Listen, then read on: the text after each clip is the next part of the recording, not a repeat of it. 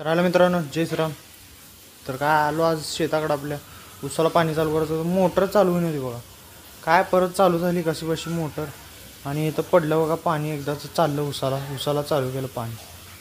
मग काय तिथून जरा गाडीला पाणी मारा म्हणलं, लय घाण झाली होती. मग मारलो पाणी वगैरे आणि काय बघा इथं सोयाबीन उगवलं बघा, पेरलेलं. हे एक तुकडं आणि त्या पलीकडचं एक तुकडं. तर काय पेरलो आणि मग जे निघालो सोलापूरला. परत एवढंच काम होतं बघा. आणि हे गाड्या कशा आहेत तुम्ही मला नक्की कमेंट करून सांगा. तर आलं जरा झोपलो बघा.